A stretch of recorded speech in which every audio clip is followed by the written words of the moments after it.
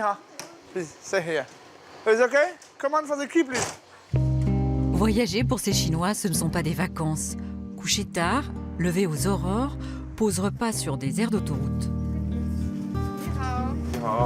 Ils dorment à Dijon, Besançon et même dans un village de Haute-Saône. C'est à bord de leur car que ces touristes découvrent l'Europe, dans les grandes lignes. Hier soir, nous sommes arrivés de Paris à 20h. C'est pourquoi nous n'avons pas eu le temps de visiter Besançon. Je sais que Besançon est une belle ville, mais là, nous sommes obligés de rester ici. Aujourd'hui, nous partons pour Interlaken. Ce groupe a commencé son périple en Italie. Vu de Chine, l'Europe, c'est comme un seul pays, une découverte aux allures de tour de force. Notre région est idéalement placée entre la Suisse et Paris. Si les Chinois passent une nuit en Bourgogne-Franche-Comté, c'est parce que c'est une pause pratique pour les chauffeurs de bus. Paris, ah Paris. Voyager, c'est se photographier devant les icônes des capitales et rapporter des cadeaux. Paris, c'est le paradis du shopping pour ces touristes. Les Chinois dépensent en moyenne 1 500 €. Ils sont la première clientèle des grands magasins parisiens. La Suisse est aussi incontournable. Interlaken, Lucerne, Berne, nos chers voisins ont les Alpes et le chocolat, mais pas que. Pour tous les Chinois qui ont réussi dans la vie, un des signes de cette réussite, c'est avoir une montre de Suisse. C'est mondialement connu. Ne serait-ce que pour s'ouvrir des montres, de belles montres, achetées sur place. Donc ça devient carrément une étape incontournable.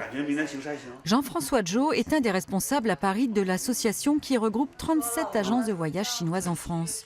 Des agences qui organisent des voyages en Europe pour des Chinois. Ce voyagiste a déjà été invité en Franche-Comté. C'était il y a 8 ans environ.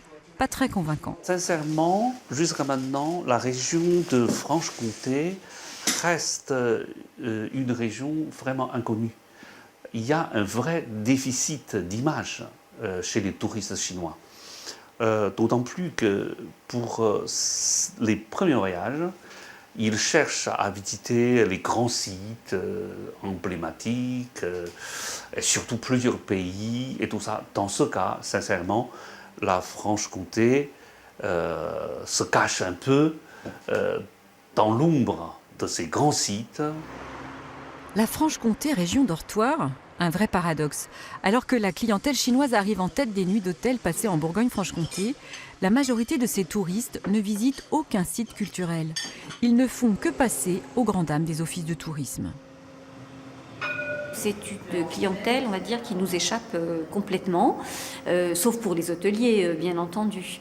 Et nous souhaitons vraiment essayer de capter cette clientèle. Donc on est en train d'essayer de voir avec les tours opérateurs qui sont à l'origine de l'organisation de ces voyages, de sorte qu'ils arrivent à Besançon après le déjeuner.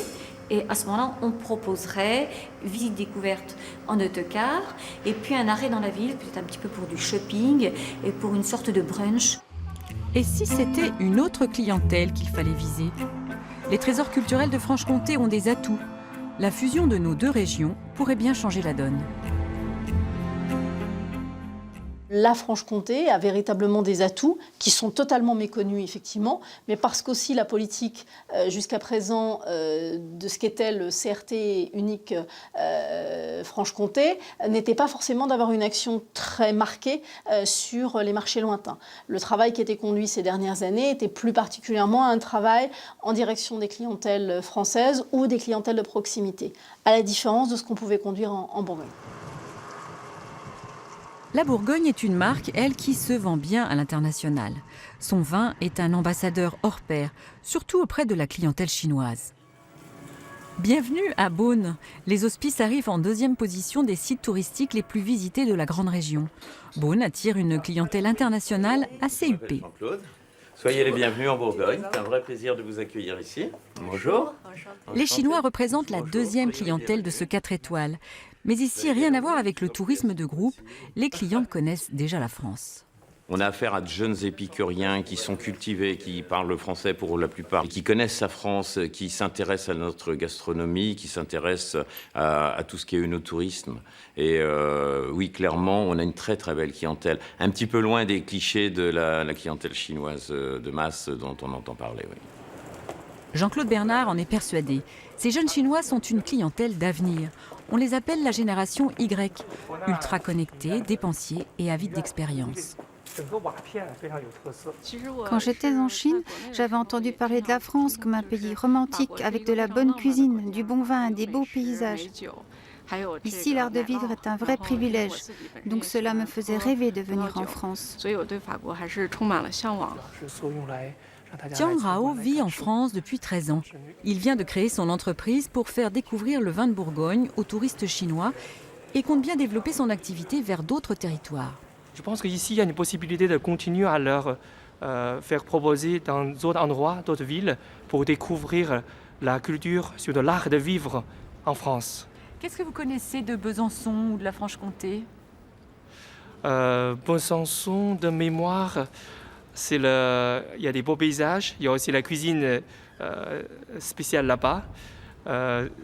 C'est vrai que je connais pas encore très bien cette région. La Bourgogne pourrait-elle devenir la locomotive touristique de la Franche-Comté ? Retour à Paris, dans l'agence de voyage de Jean-François Jo. Nous lui avons montré des images de Franche-Comté pour savoir si la patrie du comté avait bien une carte à jouer. Ça, c'est carrément un petit Suisse, n'est-ce pas, du point de vue de paysage. Voilà, des villes qui restent encore dans l'aspect intact du passé. Le calme, la sérénité de la région, environnement très propre, l'air pas pollué. Et tout ça, ça pourrait bien sûr plaire aux touristes chinois.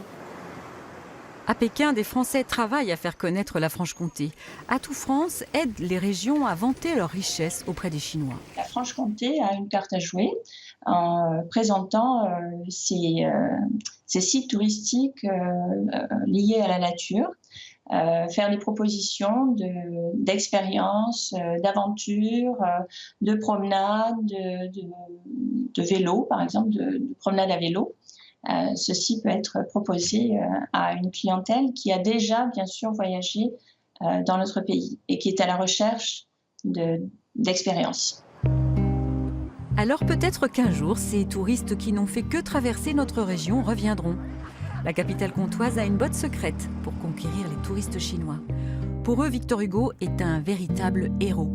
La maison natale de l'écrivain a déjà tout pour leur plaire.